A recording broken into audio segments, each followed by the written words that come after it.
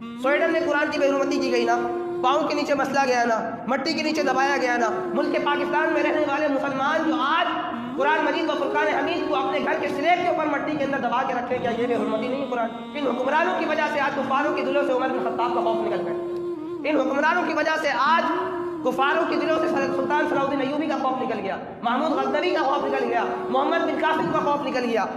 ان حکمرانوں علیہ السلام نے فرمایا ایک وقت ایسا آئے گا کہ یہ کفار مسلمانوں پر ایسے ٹوٹ پڑیں گے جیسے کھانے کے پیالے پر لوگ ٹوٹ پڑتے ہیں۔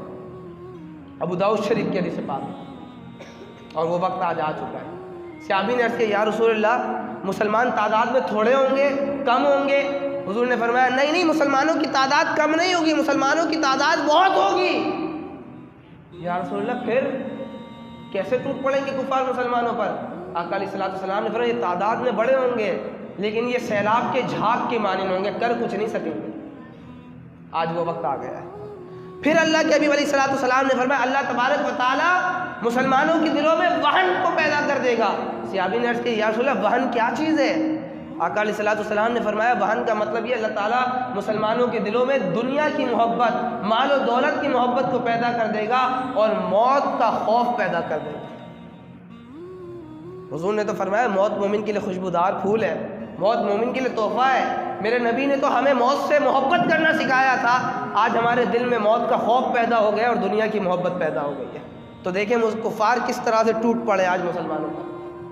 آج اللہ تبارک و تعالیٰ نے مسلمانوں کا خوف کفاروں کے دلوں سے ختم کر دیا۔ اگر مسلمانوں کا خوف کفار کے دل میں ہوتا تو کیا وہ قرآن کی بے حرمتی کرتے؟ کیا یہ فرانس والے یا ہالینڈ والے، یہ سویڈن والے، یہ اسی طرح سے دیگر جو ممالک ہیں، ناروے والے، یہ کبھی جرت کرتے؟ اگر ان کے دل میں مسلمانوں کا خوف ہوتا تو کبھی یہ نبی کے کارٹون بناتے؟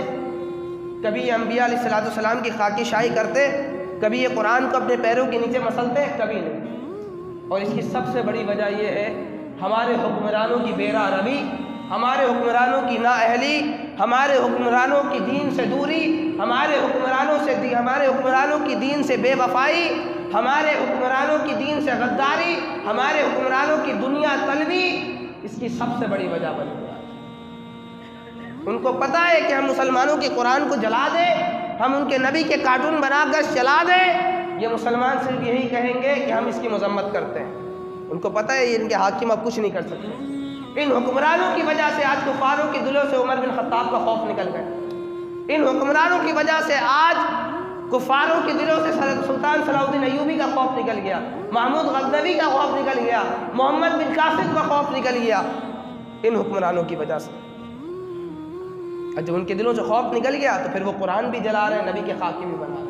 اور یہ بھی یاد رکھیے گا، میرے جملے کو نوٹ کر لیں، نہ تو یہ قرآن کی بے حرمتی کا پہلا واقعہ ہے اور نہ آخری واقعہ، آپ دیکھیے گا یہ لوگ پھر کریں گے، کیونکہ ان کو پتہ ہے اب مسلمانوں میں سلطان صلاح الدین ایوبی پیدا ہونے والا نہیں ہے لگ رہا، کیونکہ ان کے دلوں سے جو ہے مسلمانوں کا خوف نکل چکا ہے۔ اللہ تبارک و تعالیٰ ہم سبوں کو سمجھ کی توفیق عطا فرمائے۔ ہمارا کام کیا؟ ایک نچلے طبقے کا بندہ سوچتا ہے نا ہمارا کام کیا، بے حرمتی تو ہو گئی، ہم کیا کریں؟ ہمارا کام یہ ہے، میری بات آپ کو کڑوی لگے گی لیکن بات سچی ہوگی۔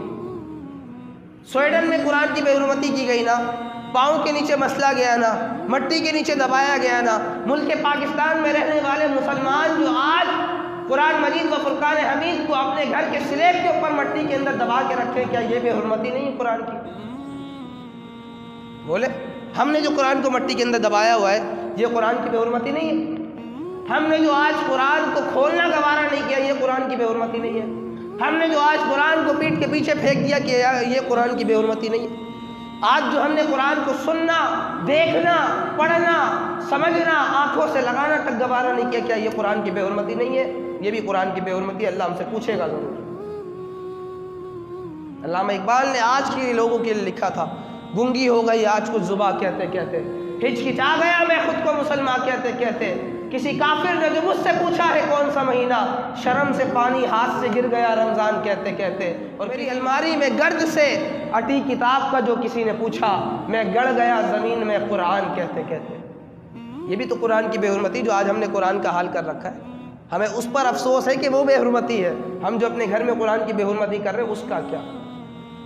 اب اس کا آسان حل یہ ہے، کفار اس قرآن کو دبانا چاہ رہے ہیں، کفار اس کی تعلیم کو روکنا چاہ رہے ہیں، کفار اس کی بے حرمتی کر رہے ہیں۔ آپ کا یہ فرض بنتا ہے کہ اس علاقے میں رہنے والا ہر بندہ یہ نیت کر لے آج بلال مسجد میں بیٹھ کر کہ الحمدللہ کفار روکنا چاہ رہے ہیں، ہم آج یہ نیت کرتے ہیں ہم اپنے گھر کے ایک بچے کو لازمی حافظ قرآن بنائیں گے۔ بولے انشاءاللہ، بلند آواز سے بولے انشاءاللہ۔ اور جن کی اولاد نہیں ہے وہ یہ نیت کر لیں، میں کسی غریب کے بچوں کی فیس ادا کر کے میں اس غریب کے بچے کو حافظ قرآن بناؤں گا، میں ان مدرسے والوں کے دستے بازو بنوں گا۔